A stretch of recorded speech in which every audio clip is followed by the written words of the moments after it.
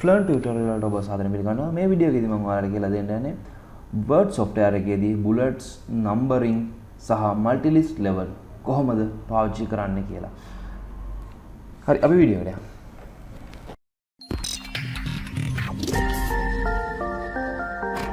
මගේ මැෂින් එකේ දෙනම් තියෙන්නේ Office 2016 කියන version එක. ප්‍රශ්නයක් නැහැ 2007, 2010, 13, 16, 360 මේ හැම එකේදීම මේක එකම විදිහට තමයි වැඩ කරන්නේ. ඒ හින්දා ප්‍රශ්නයක් නැහැ. ඔයාලා මේ වීඩියෝ එකේදී මේක බලන්න පුළුවන්. මම දැන් කියලා දෙන්නම් බුලට් එකක් කොහොමද පාවිච්චි කරන්නේ. බුලට්ස් කියලා කියන්නේ මෙන්න මේ විදිහට ටයිප් කරලා තියෙන දෙයක්. මම මෙතනින් පල්ලෙහාට මෙතනින් පල්ලෙහාට ඇවිල්ලා මම බුලට් එකක් පාවිච්චි කරන විදිහ කියලා දෙන්නම් ඔයාලට. එතකොට අපි දාන්න යන්නේ බුලට්ස් කියන එක අපි කරන්න යන්නේ. මෙන්න මෙහෙමයි බුලට්ස් පාවිච්චි කරන්නේ. මම මෙතනින් පල්ලෙහාට ඇවිල්ලා මෙතනින් බලන්න ඔයාලට තියෙනවා Word කියන software එකේදී මගේ කලින් වීඩියෝස් වලත් මම මේක කියලා තියෙනවා. උඩ තියෙනවා title bar එක and මෙතන තියෙනවා menu bar and මේකට කියනවා අපි ribbon එකක් කියලා කියනවා Word එකේදී. එතකොට මේකෙදී මෙතන තියෙනවා clipboards, fonts, paragraph කියන groups. මෙන්න මෙතන paragraph කියන group එකේ තියෙනවා අපිට මෙන්න මේ bullets කියලා පොඩි drop down button එකක්. මෙන්න මේක press කරපුවහම මෙතනින් bullet designs අපිට දෙනවා මෙයාලා. එතකොට මෙතනින් අපිට අවශ්‍ය bullet එකක් අපිට පාවිච්චි කරගන්න පුළුවන්. එතකොට මම මේ bullet එක පාවිච්චි කරන්න මෙතනින් මේක click කරලා මම type කරනවා මොනවාද දෙයක් word කියලා මම type කරනවා. type කළාම මම enter කියන key එක press කරද්දි මේකෙදි දෙවෙනි bullet එක ඔටෝ මෙතනින් අපිට ලැබෙනවා. ඊට පස්සේ මම මෙතනින් type කරනවා excel enter PowerPoint කියලා මම නිකන් දාගන්න. ඊගාට මම දානවා access.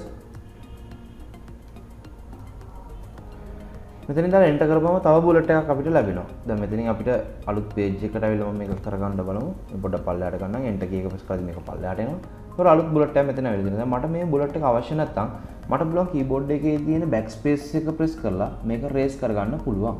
එහෙමත් නැත්නම් දැන් ඔයාලට මේ enter කරපුවම මේ bullet එක ආවම පස්සේ ඔයාලට පුළුවන් මෙන්න මෙතන bullet කියන ඔයාලා select කරපු තැනම ගිහිල්ලා none කියන එක select කරගන්න. එතනදිත් මේ bullet එක අපිට එතනින් අයින් කරගන්න පුළුවන්. ඒ විදිහටම අපි bullet එකක් දාලා type කරාම පස්සේ දැන් මම මෙතන bullet එකක් දාලා type කරලා තියෙනවා කලින්.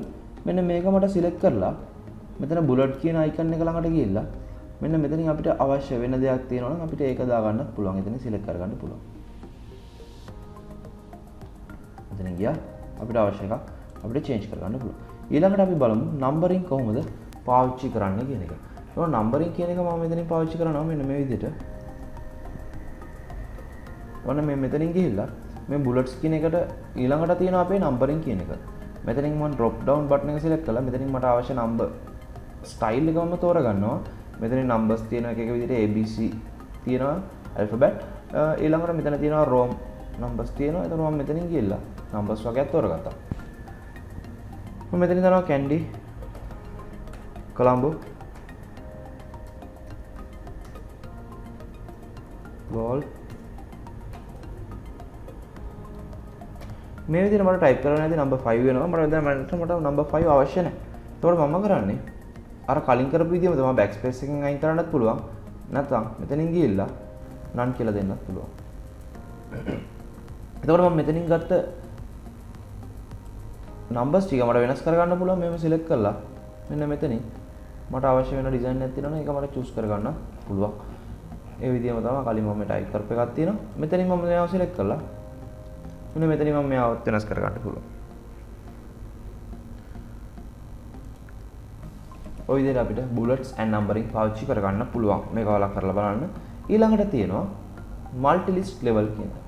මේ multilist level කියන්නේ අපිට පුළුවන් type කරගන්න main subject එකක් තියෙනවා නම් ඒ main subject එක ඇතුලේ එන sub subjects මේ විදිහට අපිට sub එකක් විදිහට දාගන්න පුළුවන්. ඒතකොට ඒක ඇතුලේ තව තියෙනවා නම් ඒකත් අපිට ඇතුලට දා මේ විදිහට type කරගන්න එකට අපි කියනවා multilist level කියලා. කියන්නේ sub main කියලා type කරගන්න ඕන. ඒතකොට මෙතන තියෙනවා HDCS කියලා subject එකක්. ඒක ඇතුලේ තියෙනවා information technology කියන තව subject එකක්. ඊළඟට ඒකේ දෙවෙනි subject එක වෙනවා මේකෙදි Microsoft Office කියන එක. එතෙන්දී Microsoft Office එක ඇතුළේදී තියෙනවා Word, Excel, PowerPoint, Access කියන එක.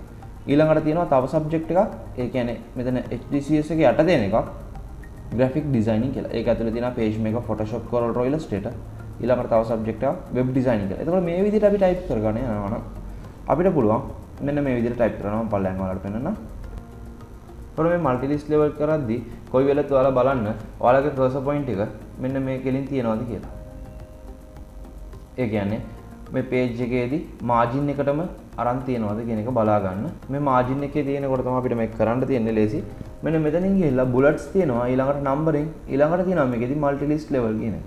මේ multi list level කියන එක ඔයාලා select කරගත්තාම number 1 කියන එක මෙතනින් අපිට ලැබෙනවා.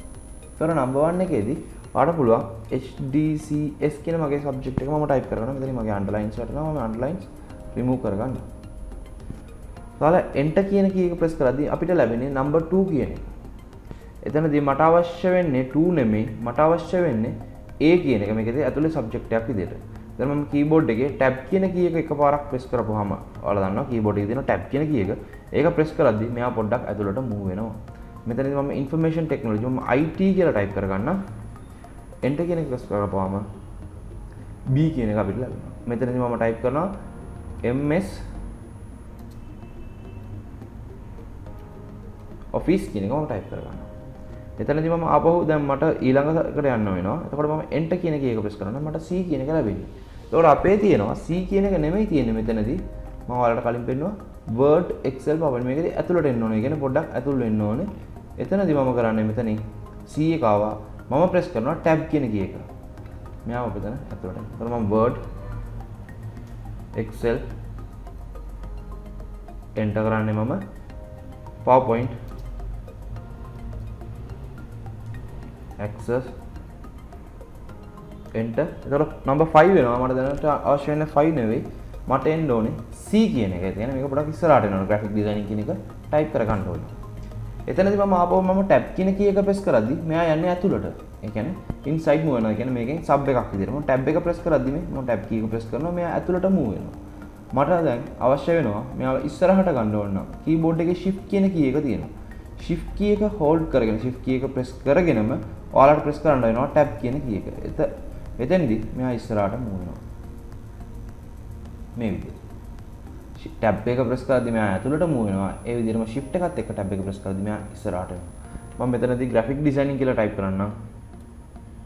graphic designing කියලා මම දාගත්තා. enter කරද්දී D කියන එක එනවා. මට D නෙමෙයි අවශ්‍ය වෙන්නේ ඇතුළට move කරගන්න ඕන tab key එක press කරගන්න තියෙනවා. එතකොට මේ විදිහට multi list level කියන එකට අපි type කරනවා නම් keyboard එකේ තියෙන ඒ කියන්නේ tab කියන key එක press කරද්දී මෙයා ඇතුළට move වෙනවා. ඒ විදිහටම shift කියන key එක press කරගෙන shift එක hold කරගෙන ඉන්න ඕනේ. hold කරගෙන tab එක press කරද්දී මෙයා ඉස්සරහට move වෙනවා. මේ විදිහට තමයි මේ multi list level එක type කරන්න තියෙන්නේ. මේ වීඩියෝ ඔයාලට ප්‍රයෝජනවත් වෙලා ඇති කියලා මම හිතනවා. එහෙනම් මේ වීඩියෝ එක like කරන්න, යාළුවන්ටත් බලන්න, share කරන්න and subscribe කරන්න අපේ channel එක. බොහොම ස්තුතියි.